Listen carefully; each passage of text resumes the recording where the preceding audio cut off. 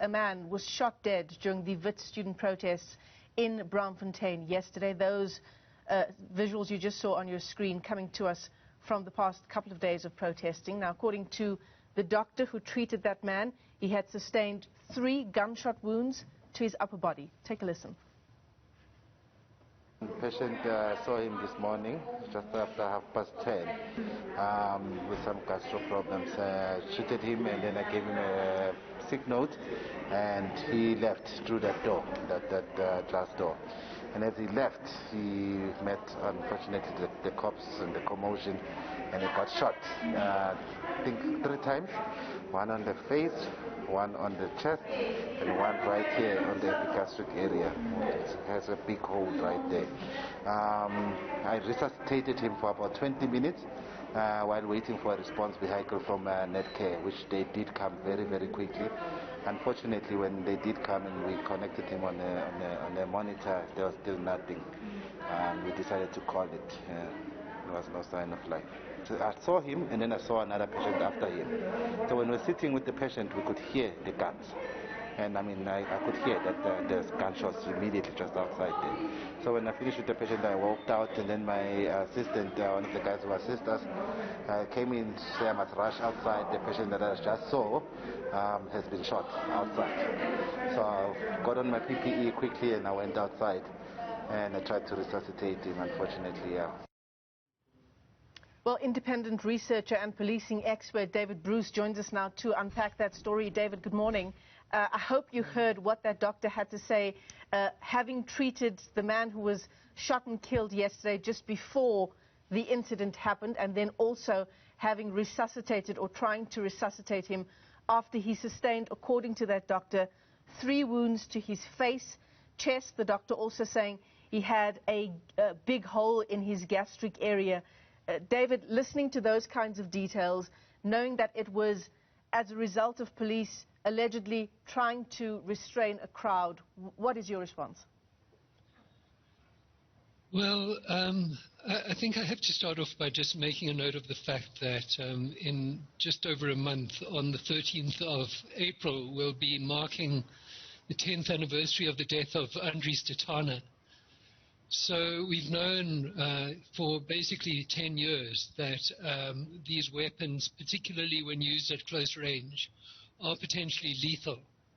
And we've known that there needs to be adequate standards and safeguards in place regarding how they are used.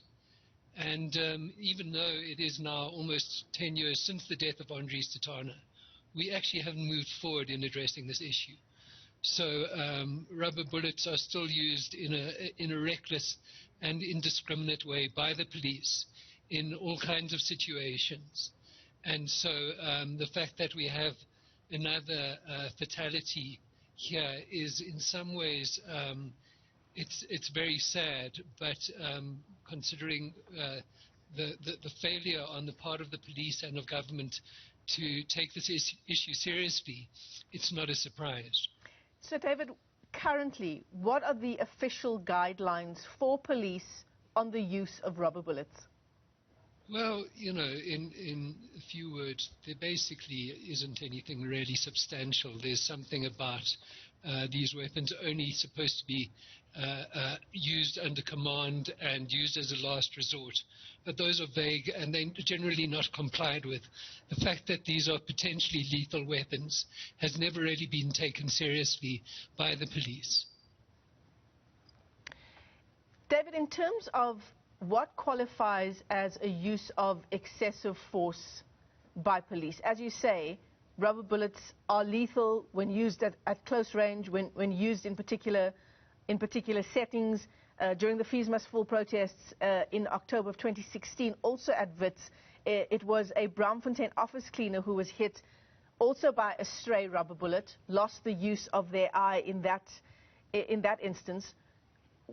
How do we define the use of excessive and lethal force, and which firearms, shall we call it, which weapons, which methods can be used in this use of excessive force or not?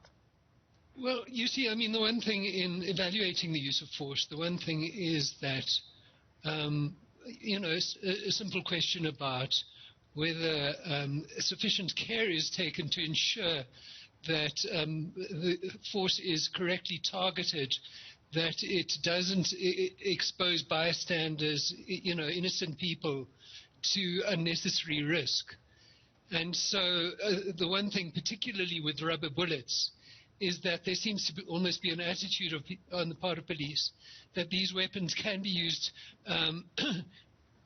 indiscriminately without real concern for the consequences of their use.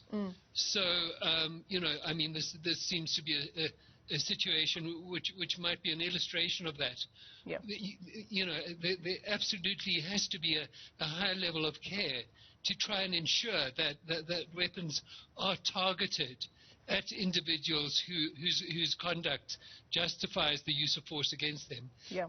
Insofar as that isn't done, it would qualify as a excessive force. Yeah, and you talk about particular use of excessive force can't be used if it's going to endanger a bystander.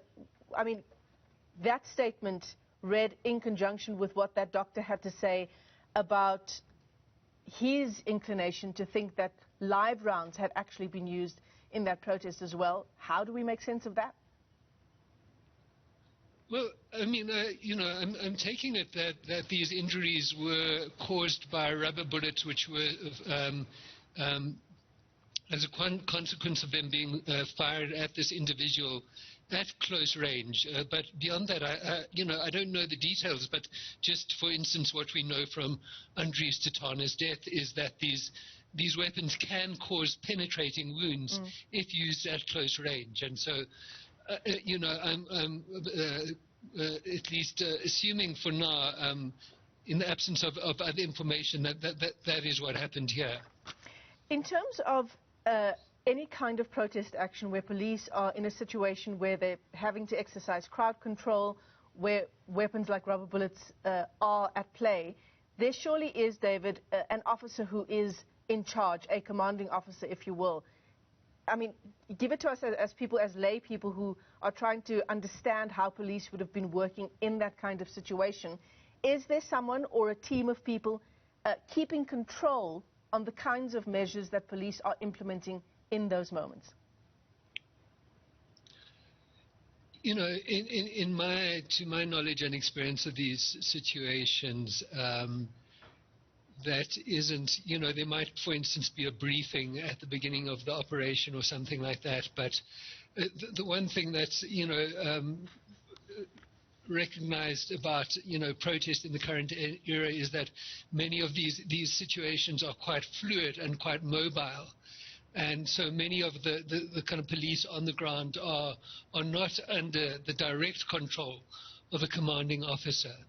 So, the manner in which control is exercised would need to be through very clear directives and instructions and through high-quality training. Yeah.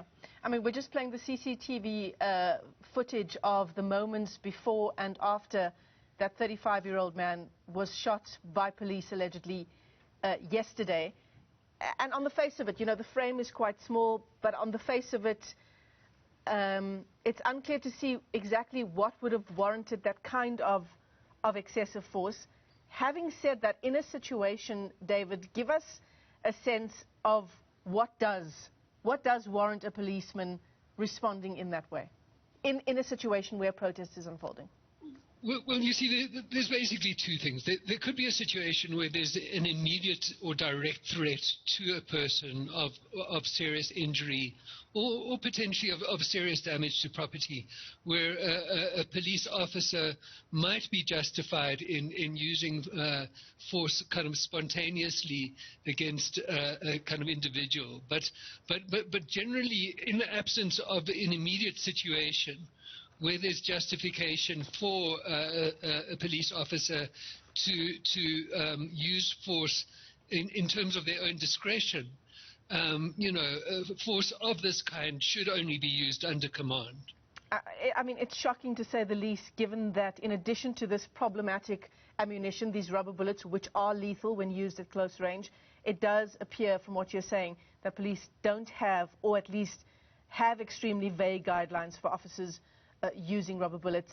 David Bruce, thanks very much for your time this morning